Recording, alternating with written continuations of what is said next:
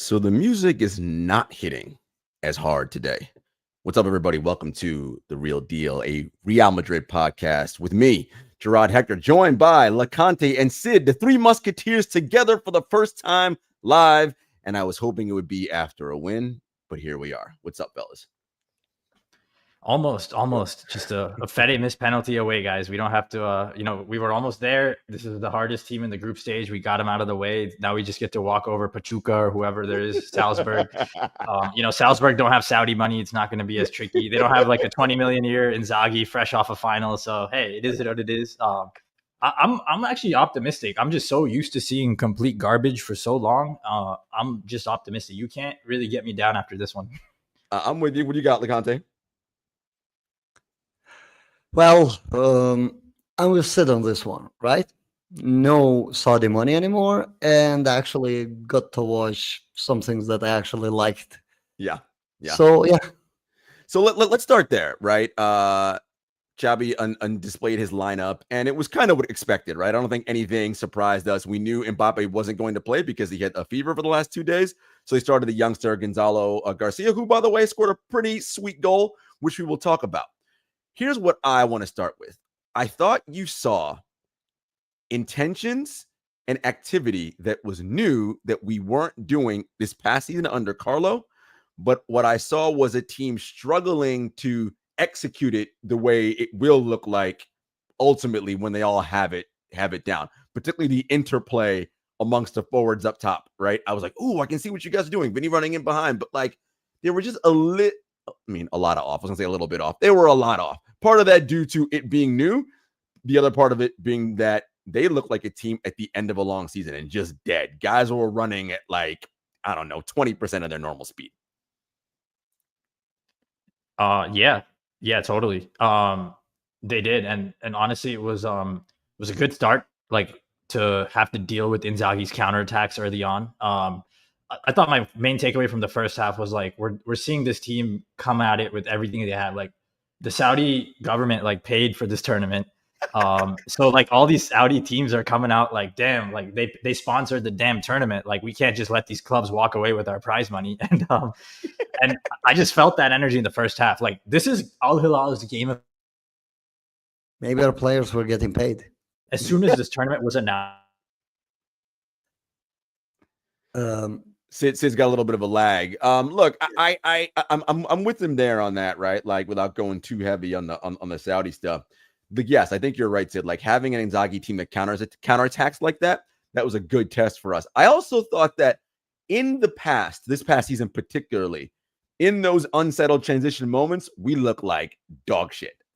But I thought we recovered much better in spots today. I was like, wow, guys know what they're doing, and we're quickly going from, oh shit, they have a numerical advantage, 4-on-3, 5-on-4, and we got settled back into, okay, everybody's back into play and there were interventions. That to me was impressive because we didn't have that this past season. To be honest, yes. And actually, for once, I felt that our flanks are being attacked and not the central zones where a shot can just come out of nowhere, right? I mean, you're going to get attacked by somewhere. I would rather be the flanks where you can cover the central spaces. So that's one of the positives, takeaways from the game. Aside of that, the work against the ball was pretty decent, in my opinion. It left a lot to be desired from an individual standpoint. But to your point earlier, the team looked a bit exhausted. The game felt like a preseason game, except that you're fighting a team that's actually trying to win. You're not having a team that's trying to do new things. It gave that feeling. Can you look up when Al Hilal's last match was before this? I'm just curious. Obviously, Neves played in the Nations League final and won for Portugal, so he's coming off international duty. But I'm wondering if their guys were that much fresher than us, or if it was just a matter of the Inzaghi system just much easier to grasp and understand, and they were able to, to implement that better against us. To your point, Loconte, there were moments where the press looked cohesive. However, to your point, we weren't getting sliced and diced through the middle, but on the flanks. And my God, the left back. I asked you off air, did Fran Garcia win any duels? Because I was like, I just, no. I literally said, when the ball's up in the air, I'm like, Fran, don't even try to go for it. Just drop, let him receive it, drop off a couple yards and start defending from there. because you're at such a disadvantage. And even with that, him getting beat mercilessly, we still didn't really concede from that standpoint. Well, that's where I think there's two joint narratives in the first half, and it's like which one you can pick your flavor. One flavor is we're not there physically. I think where that falls apart is how we looked in the second half. And I was like almost confidently saying in the first half, hey, I don't think this is a fair fight. They look better, but they actually played May 26th, Jarod. So not too different. Right. They're on the same schedule as us. Okay, fair. I think it's the psychological thing. And two, if there was one big tactical flaw, it was Fran, and it was Milinkovic-Savic. Ashraf pointed this out on Twitter really well. Milinkovic-Savic advancing into the space and creating indecision where Dean isn't the one dueling. It's usually Fran a little up or Dean's like covering. And in that indecision, they would send like 4 other guys running past. So if SMS wins the duel, they have a numerical advantage. So I thought that was amazing. I no longer think we were purely physically rusty in the first half, just because of how much better we looked in the second half. Like first half, it's a lot of them getting behind our fullbacks. It's a little bit of Asencio making a silly mistake. And then it's a lot of us trying to access Vinny and Rodrigo unsuccessfully. Second half, Dean gets on the ball more. Trent is on the ball. Goulet comes in. Chouameni goes to center back. We're all on the ball more. Did you guys see any shape changes? Or what did you see big shape changes from first half to second half? Well, go ahead, Loconte. Okay. Well, I mean, you could immediately see that when Arda is playing more centrally, he's way more comfortable than on that wing that Ancelotti used to play. Like that's one big thing where, okay, it's the ball is moving a little bit with better intent. We could find Vini a lot easier. Unfortunately, Vini wasn't on his game. No. He was trying, but wasn't on his game. Execution. And I think he's hurt because you saw him come off like he was getting, first of all, before he even started the game, he's already getting worked on by the physios before, rubbing something on his back, like an icy hot type of thing. So he's already got something going there. And then when he came off, when he got subbed off, I was like, this guy's limping. He's not looking 100% right now either. Yeah. I mean, he's coming off a very rough international break, right? Like with a lot of pressure on his shoulders. So I don't know. His execution was poor. His passes were either overhit or underhit, which you don't really like seeing from the player that is basically your main outlet to receive the ball. So a lot of actions were going to waste that way. But on the other side, you have Rodrigo, who I want to let somebody else talk about him today. Before we get to Rodrigo, I do want to talk about Fran's counterpart on the right side, Trent. Defensively first, I thought Trent was actually good defensively, like in tonight. Like there were situations where he was 1v1, which I hear from everybody. This is his weakness. He gets crushed. Like, seemed fine to me to acquit himself well positionally, right? Had some nice clearances. So I was good with Trent defensively. His passes were a little bit off today in terms of like just like hitting exactly the long range and switcher play, but I'm not worried about that. The idea is there. I see where he's going with it. Like that doesn't concern me too much. He was instrumental, by the way, in the build up to that goal. He got the ball first to Garcia for the hold up. And then when everybody turned and broke, to be fair to Rodrigo, that was a nice assist across the front of goal to get to Garcia. So I'll give him that. Look, we talked about this before, so I don't want to rehash this, but when you are a winger, your physical attributes should be the best of the best. And I'm sorry, every time Rodrigo gets the ball in the final third, I'm like, it's like watching a snail. I'm like, bro, like you're not fast. You get dispossessed so easily. You don't make any, you can't dip your shoulder, move, go past anybody. There's nothing there.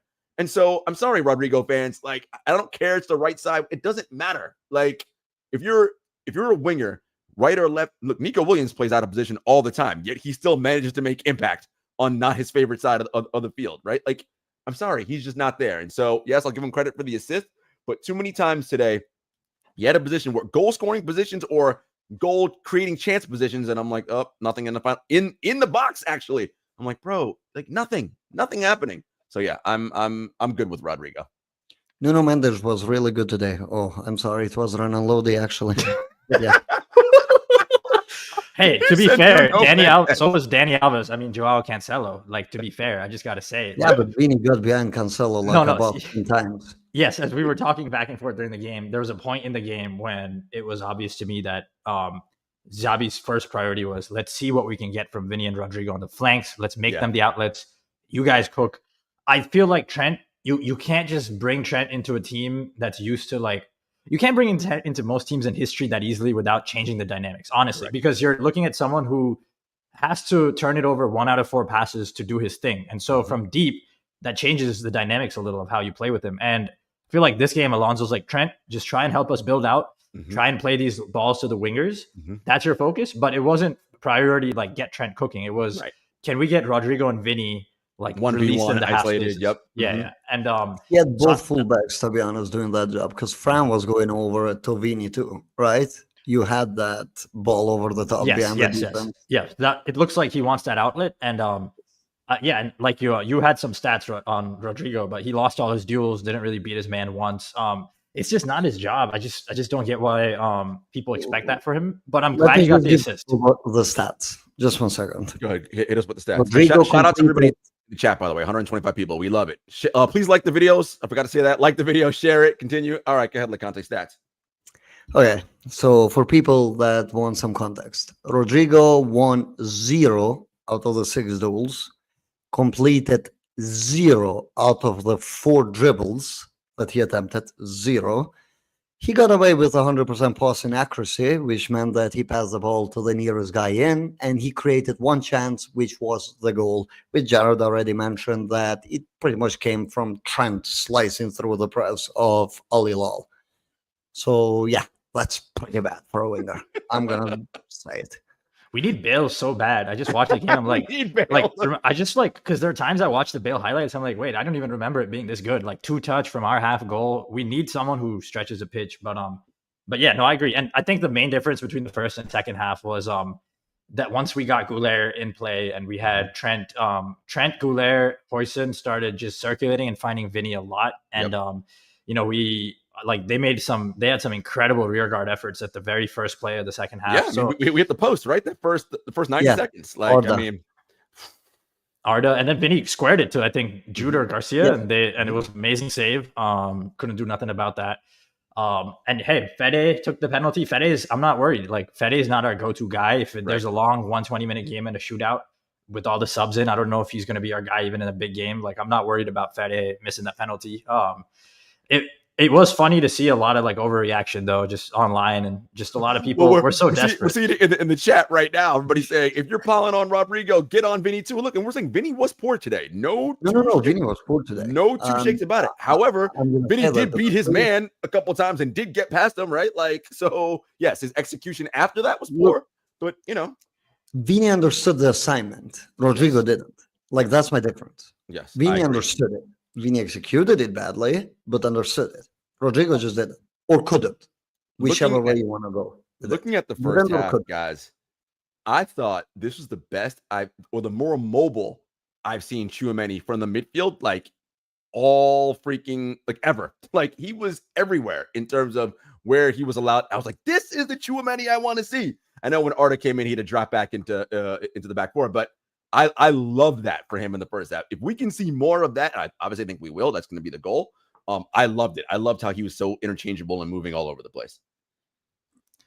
What did you see there, Loconte? You see more in the midfield dynamics?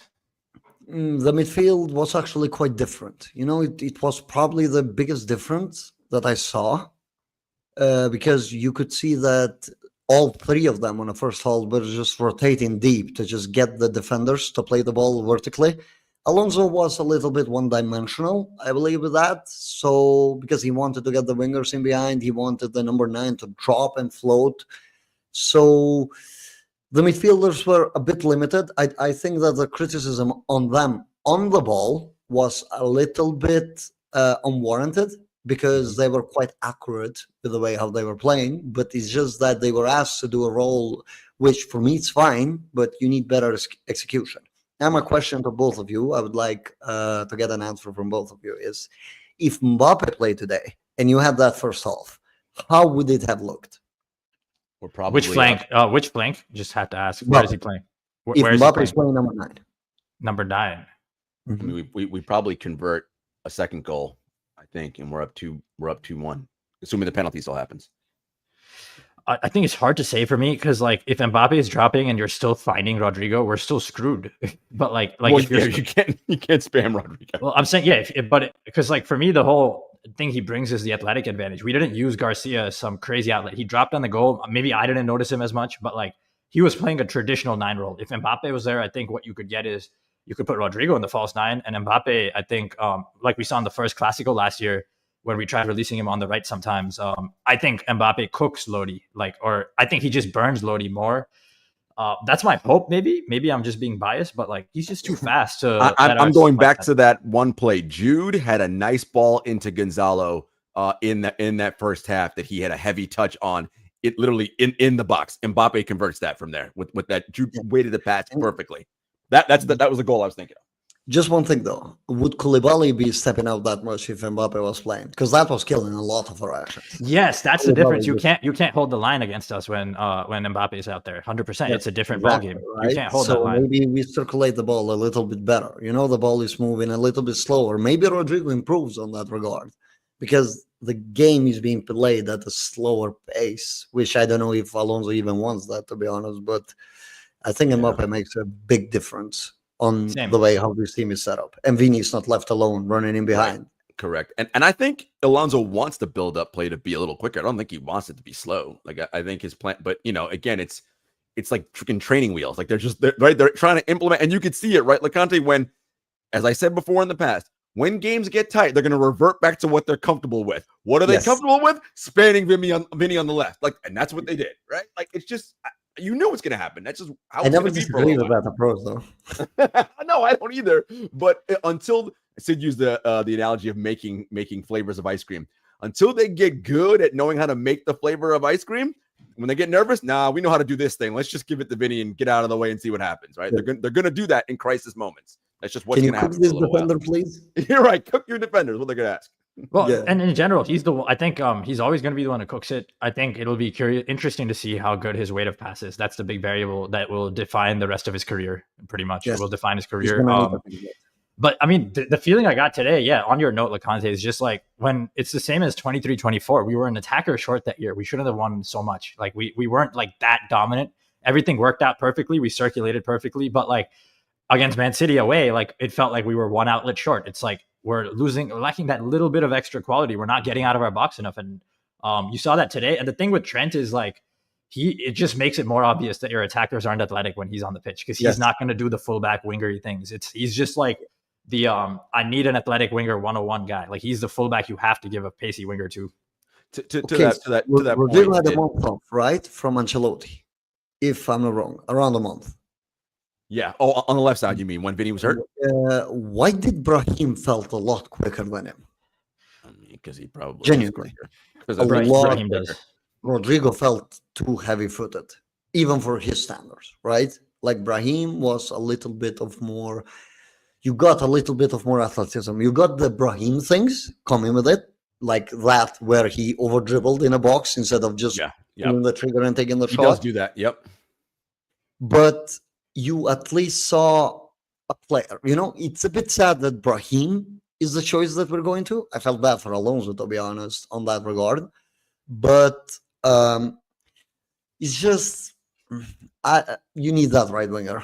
I'm genuinely being honest. You need a player that runs into the channel. I don't think we can go the whole season without having an architect, as you said, especially with Trent, where we're not having a player run down the channel at all of the right. And I mean, if you listen to Xabi's quotes, as a midfield and have Pede do that, are you going to do that?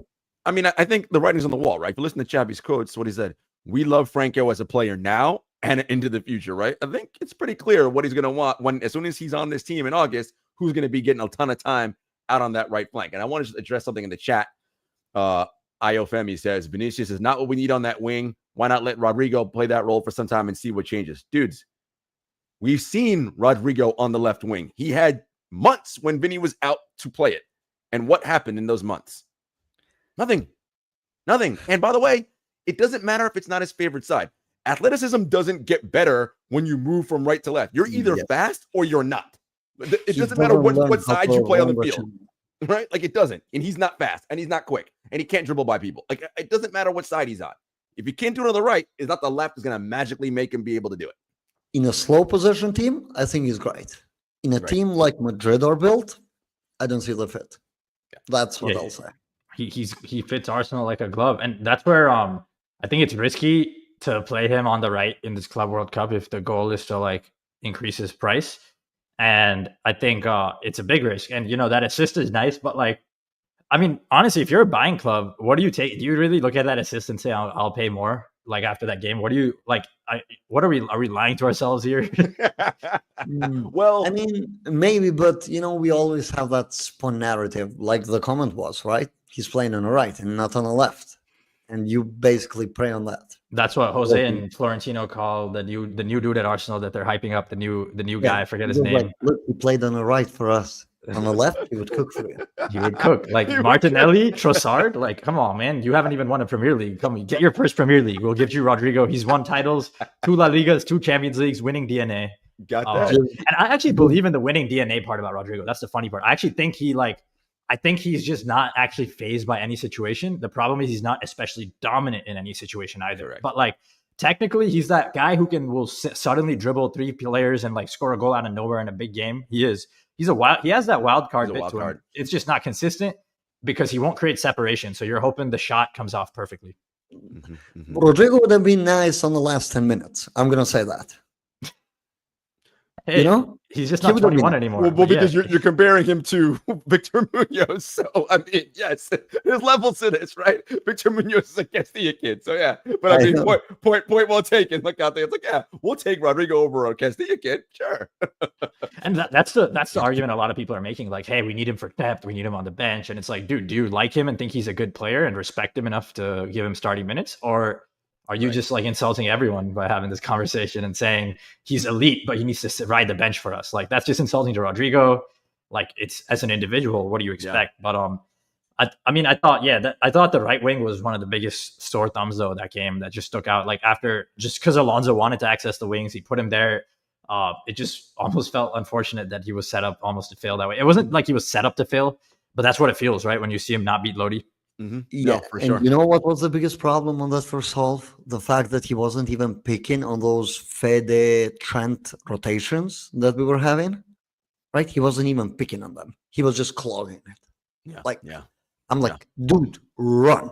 Run. Open up that space. Take that defender with you. Run. Don't clog it. And I know that often for him is thrown as a good tactical piece because he defends, right? More than Vini at the very least. But when you're not tactically smart or you're not really picking on the rotations of your teammates, right? You're not picking on those patterns. And that's a consistent thing with him, by the way. At which point do we go and think that, maybe he's not really the guy for that wing or for this team, to be more exact? Because him going out, realistically speaking, just kind of opened up the whole flank. We saw, I mean, I know that Lucas came on, unfortunately, but we saw that we can actually switch a little bit from one side to the other instead of just him isolated and not doing much. I don't know. Like, he was the biggest disappointment of the game, and Fran Garcia definitely second. So Rodrigo for sure, Fran. Let's talk about Asencio also. Yes. Asencio. Look, I like Asencio. I thought I still think he was a revelation that we found last year when we had no choice. And I think he is a quality center back and can play on this squad. But he does make these reckless, silly. It's like, what's going on in your brain at that moment? There's no reason to grab him around the waist. None whatsoever. Like, all you gotta do is like switch your body position. No need to grab. It's just like these like weird sort of like mental lapses and just not smartness, right? And he does often at times he will have that, right? He had some reckless challenges this season as well. So I thought that was a really bad penalty and a really bad poor decision from Asencio there. Yeah, how quickly he got hooked. 4 penalties? I think. Yeah. Yes. No, it's becoming a pattern. It's not anymore of it happens. It's literally a pattern where you're afraid of he's gonna give up that penalty or he's gonna maybe rush into that last man tackle and get his red card or something like that. Like you're feeling, you have that fear of This guy, well, I don't know. Look, I know that he's not going to probably be the starting center back. Right. It'll He's be going to be Rudiger. Rudiger. So I'm more at ease there. Right. But Rodrigo and Fran, as we're currently looking at the squad, are probably starters. And that's why I still say they're bigger letdowns than the guy who actually made the penalty for the 1-1. And he actually had a nice tackle earlier before that penalty in transition. So look, he does good things, but to your point, Loconte, yes, he 4 penalties this year. He does do these reckless things, and he won't be the starter. But those are things in his game he has to clean up, right? Because he's going to see minutes for this squad, and we don't. You can't be giving up those ridiculous penalties like that. How do you guys think Dean played today? Dean was honestly phenomenal. I thought he was one of the best center backs in build-up I've ever seen already. Like it's just like I always say, the game evolves. He's the latest addition of these ball-playing center backs that come out of the factory. He grew up watching teams ball playing. He didn't grow up watching old football and have to learn it at 18. He just grew up. This is the football, like 2011 Barcelona was out there when he was like 6, 7. So it's been a whole life of learning to play this way. And to me, he's the Cruz replacement very clearly. Like that's what he's like. Cruz literally dropped next to the left center back and did the same things. Cruz would sometimes take 2-3 touches and carry it. You don't want him carrying too much, but like he's effective at it. Got fouled on one of those carries when he brought it up. This is scary. He's 6'5", and like if he ever wants to join the box late in games, like a PK Ramos, like he can do that too. I mean, he's a beast. Little slow-footed because he's so tall. Just taller players feels like it comes with the height. And defensively, it gets him out of position a little bit sometimes. Like body-wise, he's like turned a little bit too far to one side. It's like, and it's hard when you're 6'4" to turn that frame around. Yeah, totally. But hey, I love him. I think Dean is the Cruz replacement. I feel like in Trent and Goulet, we got our Modric replacement, and I feel like we almost saw that play out a little bit today when we were chasing the game the second half. Yeah. Go ahead, Loconte. They need to find a way though to get this all working together. Fit the profiles a little bit better than what we saw today, for example. Just was a little bit of miss and mash. And we need Alvaro. We need Alvaro. I mean, there are people who watch this. There are people who watch this who are just going to double down on their old takes they read from someone else on the internet and say like Alvaro is not good enough. Like there are still people like that, but I feel like Alvaro, Fran, Franco, Rodrigo, they've all shown us exactly who they are, different performances. Yeah, who they are and what we need and why we're signing them. I don't know how anybody watched Benfica and Boca Juniors play and watch Alvaro Carreras and think we don't need that at left back. I don't know what sport you're watching. Like, again, from a baseline level, first of all, Fran won one duel, right? One aerial duel to one. Yes. Which, whatever. Like, Alvaro's going to win duels, number 1. 2, he's just better technically than Fran. Like, knows how to position himself. Like, just from a baseline, he's just better technically. I'm not saying he's the best left back in the world, but you're going from Fran, who was subpar, to it's like the example I always use, Sid, about using a league average player versus someone who's below. Even if you replace Fran with a league average player, right? And that's my point. Fran's not even league average. We'd be miles better. He's not even league average, and Carreras is far above league average. I think it's interesting because Fran's like useful for a lot of teams. He's just like doesn't have the build-up language of 2025 in his bag at all. What are your thoughts there, Loconte? On there was a nice sequence though. It was a transition where Vini gets the ball on the wing, right deep, and Fran immediately cuts on the inside, gets the ball, and immediately plays it into space. And I'm like, yeah, you did this once. When is next time that you're going to do this? Like 20 games from now? It's just... I had hopes in Fran. I'm going to be honest. Yeah. But if Bournemouth come knocking tomorrow... You're like, take him. Just be like, yes, take He's him. Your new I'm going to Kirkes. remove him from the Club World Cup squad if needed. Just take him. Get him out. Well, that's what I was going to say. I would call Benfica and River Plate as well and be like, yo, like, what do we need to do to make this happen faster? I mean, we can't play them anymore, but we can't play them if you start the tournament there. It's a nice performance. But totally. I mean, it's just but I think just quickly want to double back on Asencio. I just want to say that's why I think he just showed why, like, if you were iffy on him being a starter, you were proven right. And I honestly, that's why he's Nacho. And I don't know. I thought there was a lot of clamor for him to be seen as like some Kubarsi. They wanted him to be Kubarsi. Like they wanted him to be the generational talent. He's not. he's really good. I mean, even Ramos made those so-called rash mistakes. I mean, and I guess Asencio's played in a bad defensive system up till this game, That's but also fair. But yeah, I mean, ultimately, like today was a red flag for sure, and we'll see how many more of these get. Ramos saved you like 10 times a game before. That's the thing, right? Yeah, you know? Yeah. Like, well, that's what I was saying. I was implying Asencio did have to save us a bit last season. He did. I know where the comparison comes from, because genuinely there is an actual comparison between the styles of play. Both are very rash.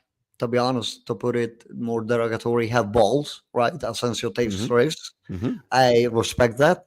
But with that, maybe just me, correct me if I'm wrong, it feels that he's a bit comfortable, you know? Oh, like you think like I'm an undisputed starter, I'm good. Yeah. I got you. I see what you're saying. Well, I mean, we had no choice, so we kind of felt that way. But I think now with Dean back and other guys getting healthy, I think he's going to realize, oh, wait, I don't have any spot guaranteed to me here, right? When Rudiger's back, it's going to be Rudiger and Dean, not me, right? So I think that'll wake him up. What do you think of Tchouaméni going to center back? Loconte, what are your thoughts on Tchouaméni going to center back in the punishment? It's funny because when Carlo did it, it's like, goddamn, not again. But when Xabi does it, we're reacting a little differently. Yeah, because he's kind of playing like a screener, right? He's not really playing center back.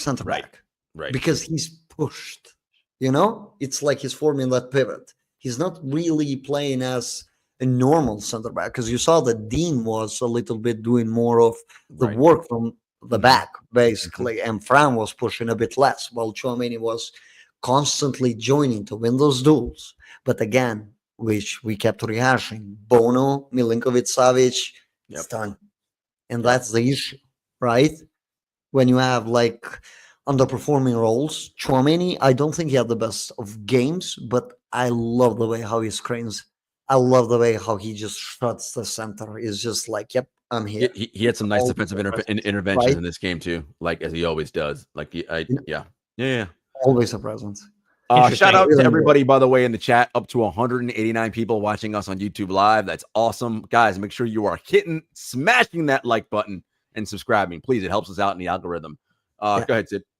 Yeah, so on that note, like, what do you think is going to change going forward? You think Rodrigo plays? You think Kylian comes into the team? I feel like what's going on going forward? How much of these were injury-oriented decisions? Is Kylian just hurt?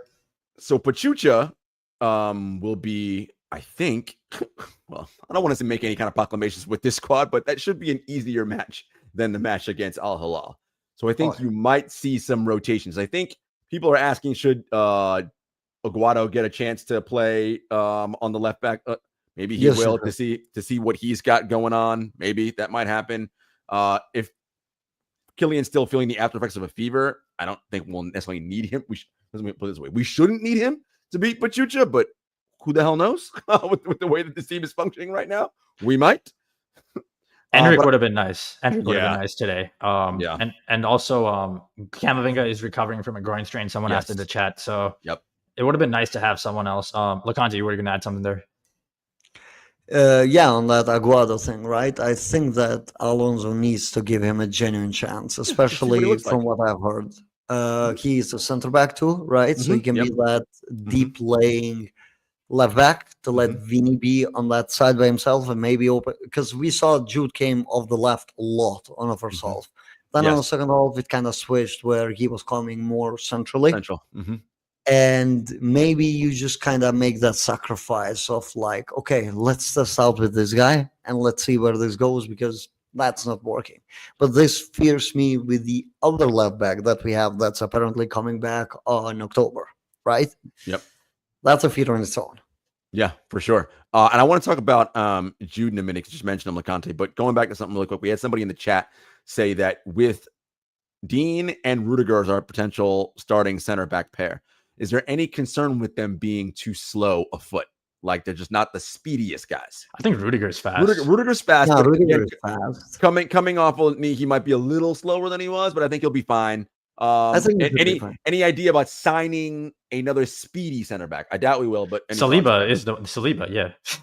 just wait 1 year. Saliba, like you want a fast center back, wait for him. I mean, if we're doing a package here, a trade package on NBA, just give them Rodrigo and get Rodrigo, and then we'll take Saliba. Rodrigo plus We'll throw him like, I don't know. Modric went to Milan. We could throw Lucas Vasquez on as a sweetener, a little vet sweetener to help them get a ring. To play in Turkey. Jacobo Ramon too. Throw him in. Maybe Arteta can coach him up. Just kidding. I love it. This is so good. I love it. All right, let's talk about Jude. The big question was, how's Jude going to line up? How's Jude going to line up? Where's he going to play? Xabi said he is the soul of a midfielder, but we have to start him in the right position. He played in there. Okay, so talk about it, Loconte. What did you see from Jude?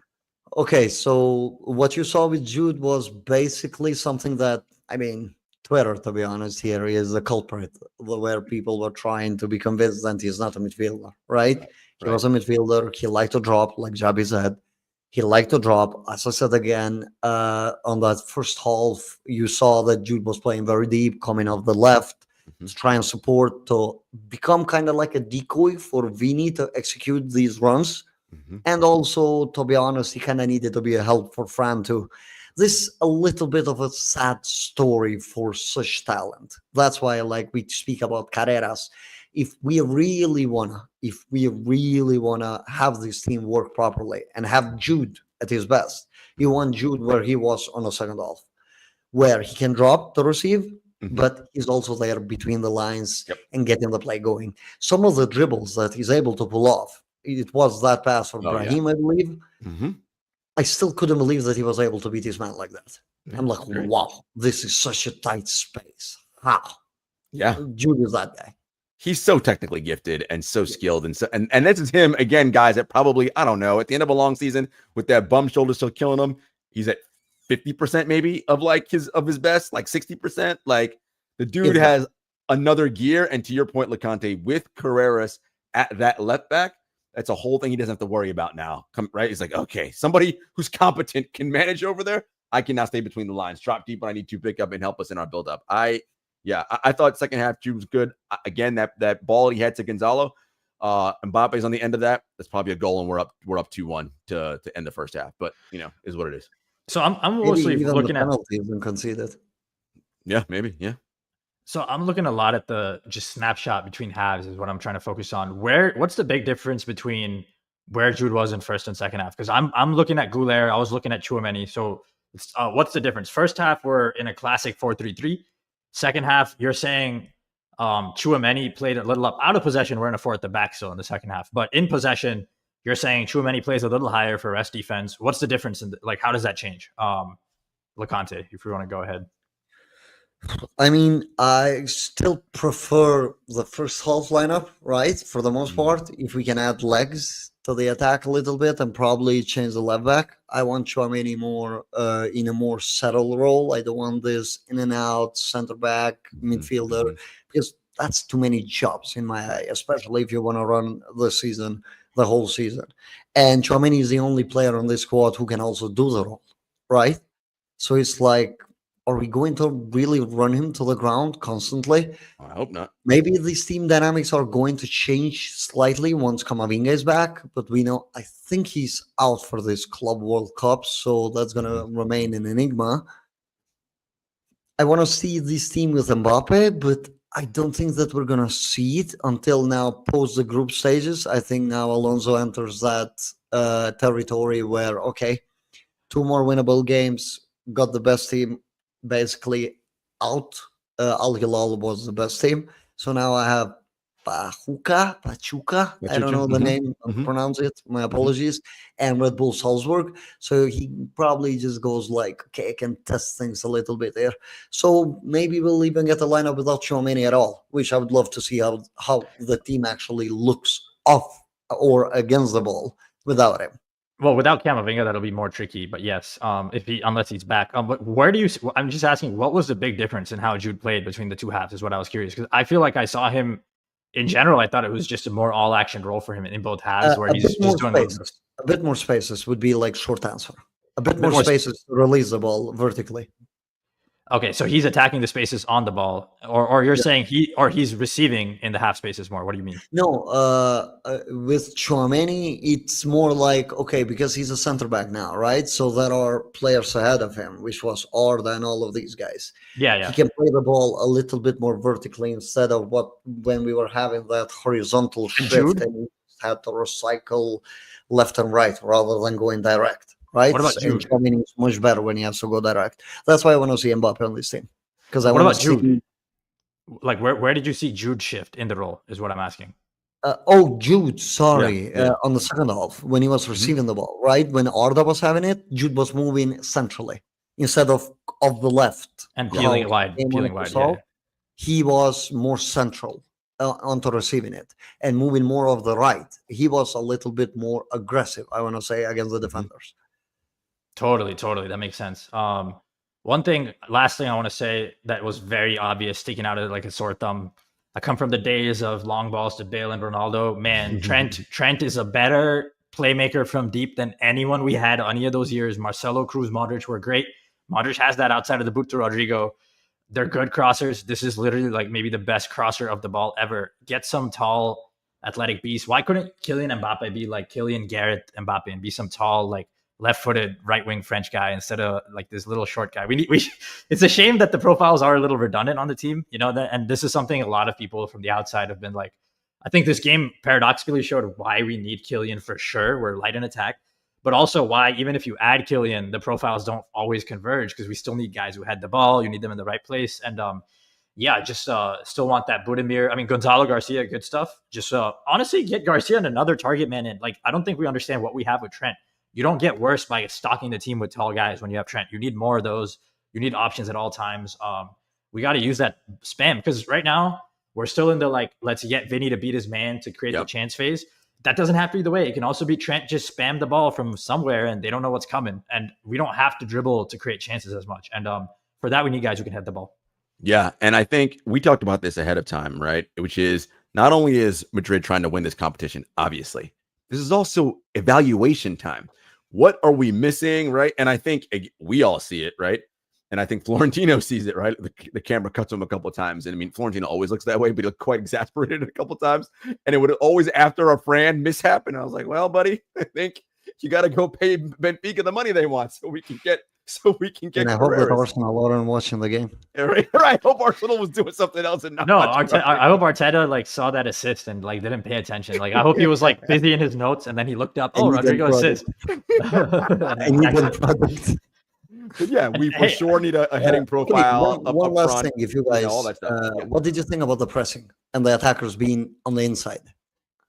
At moments, I liked it. I was like, oh, because what I look for is when one person sprints and goes, what is everybody else behind doing? And a few times I saw, wow, they're in sync. They're going to cover that spot. They're going to cover that spot. Now, we talked about it already. When the ball went to the left side to Fran, it was a problem. But the attackers, I thought in moments, not the whole time, they definitely reverted back to some of their old tricks where one person was doing everybody else doing something different. But in the first half, I thought they had moments where I was like, wow, you can be a competent pressing team. You're still learning how to make it, but you can be competent at pressing. I think we saw the most progress there because, and I think it wasn't obvious because of the way they were counterattacking and bypassing not just our press, but just bypassing even a deeper block. Like they were just attacking us, but not up the middle like we usually get killed in the past. They weren't slicing us straight up the middle like teams do. One, not the middle. Two, and if the ball got in front of the block, we actually cornered them way better than any time in the last 3 damn years I've ever seen. Like, that sequence that almost got us a chance in the first half. You guys remember it when Vinny, Rodrigo, Jude, and Gonzalo, they all jumped together. That was awesome. I like it narrow because you need to like pick your poison. If you go and you shut down the wide areas, maybe they keep the ball a little longer in front of your block. If you give up the wide areas a little bit, have your forwards harass their defenders, you can force them to play a little faster. So I think this is the way you have to do it. I don't think you have our forwards tracking. I think maybe one of our forwards tracks fullbacks, but in general, it's probably going to look like this. It's not really going to be a common theme, yeah. The good part was that the other team, in this case, Hilal's wingers, had to come deep to receive, right? So that's a positive. That that they have to carry a little bit more. They're expelling more energy out of their body. So if you're not achieving anything, at least you're achieving that, unlike previously. So that was really important. But maybe if you guys want to wrap this up, do you guys think that he could have shifted one of the midfielders more to the front and have Dean push for to get to the midfield line? Well, there were moments when in possession there were only 3 at the back in possession, right? Like that was happening. So I don't see why not, right? Like, why couldn't we have sent Fede that way, maybe? No, on the right side, he's on the right side. So so what would you do? You're saying you'd move a midfielder into Fran's position, or you mean like a midfielder to protect Fran on the flank? I mean, since you saw that there was an easy pattern for them to get out, right? Which was Bono, we're pressing them, they're cornered, right? They're just going long to Milinkovic-Savic, who was mostly shifting to Fran, mostly. Would you want Alonso to have probably given up a little bit of the middle and just have one of the two pivots on this case just go to Fran and just support double team and maybe seek to win the ball a bit easier, or maybe concede a foul, but just not let that be an easy escape for Al Hilal on the traps that we were trying to set? I think like that's the thing we were talking about pregame. When you're first pressing game, you always err on the side of just trying to make it work. So if you do that, you're not pressing at that point, right? Because you're losing that one man who you're not able to cover the shadow. I think it's okay. I think like this is like the tournament and the game where you risk those things, you make those mistakes, you find out. I think if anything, you even run it back and see how Fran does against Pachuca. Like you can give him some reps because you know that shift. It's like better player or play more conservative. That's easy to execute. But I think like you don't get this experimental phase where you can make mistakes and get away with it like often.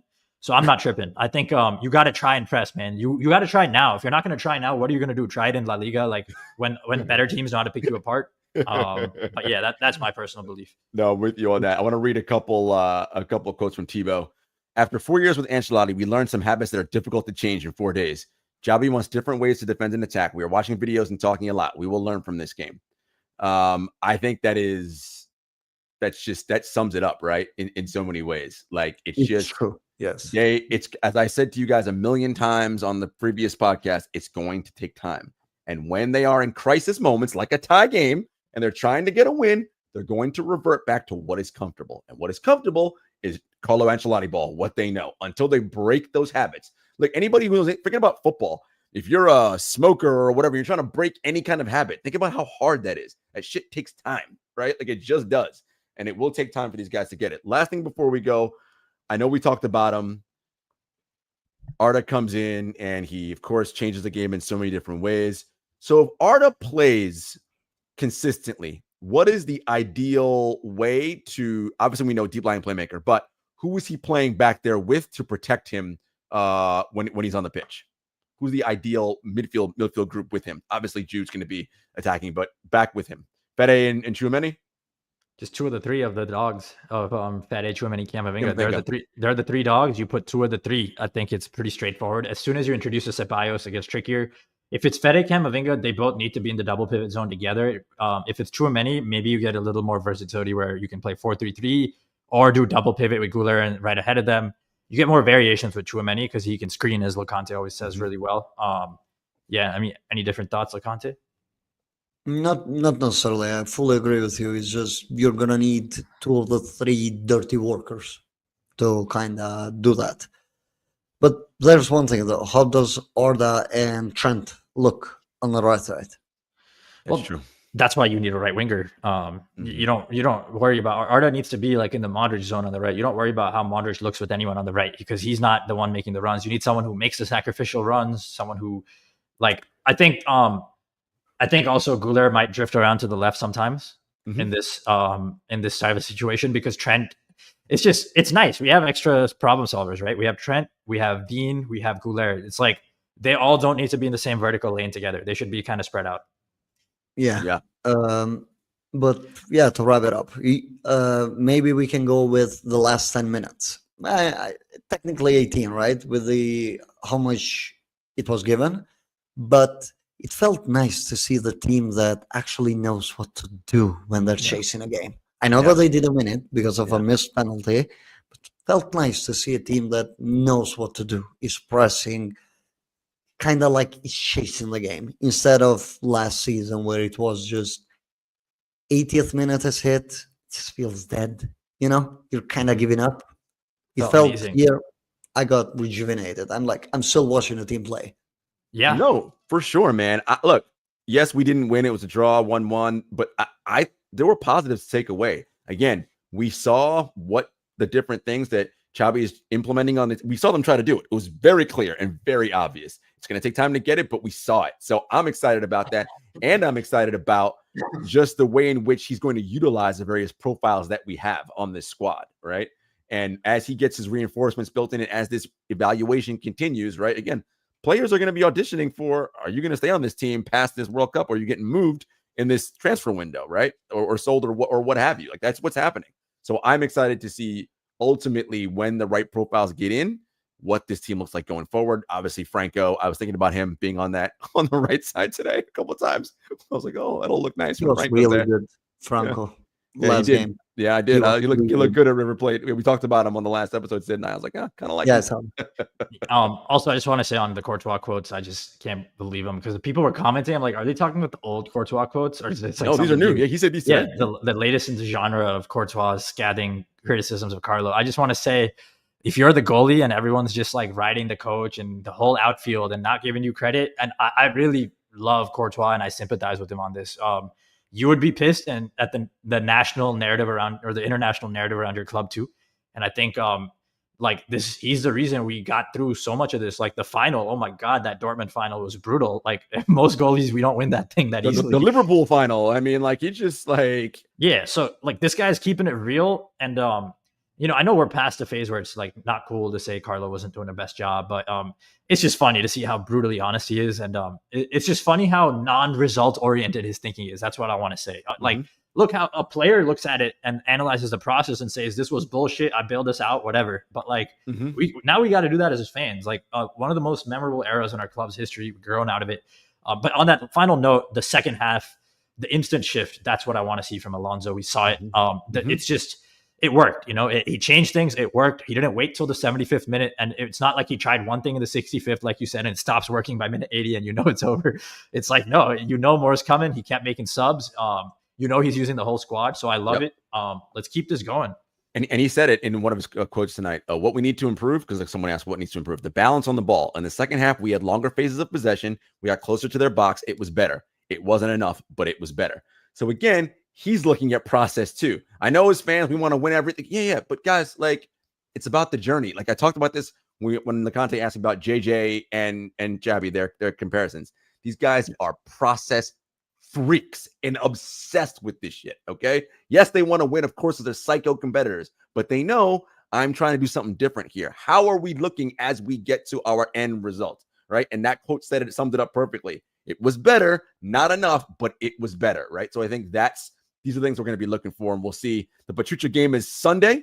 So we will for sure be back after that for a post game. Not sure what else is coming this week, but thank you everybody for tuning in, guys. We were up to 198 people live watching us at one point. So that's really awesome. Really happy you guys have found us. Please smash the hell out of that like button below. Subscribe to this channel. Make sure the alerts are on so you know every time we go live and we're doing something. And thank you for following. And we will see you guys. Maybe if you do that, Rodrigo completes a dribble. And last thing I just want to say, guys, as we go through this Club World Cup, Loconte just, I think I want to have like a counter every time Loconte has a shot at Rodrigo. I'm gonna like have a little running counter on the thing. Last thing I want to say, guys, you know, it's not often that you get a young, fresh coach in his prime with a team of superstars. We're seeing something special. You know, not every fan base gets this, even to see it multiple times in their own life. So enjoy it. It's the beginning of something special at Real Madrid. And we will see you all next time. Take care, folks. Take care, guys.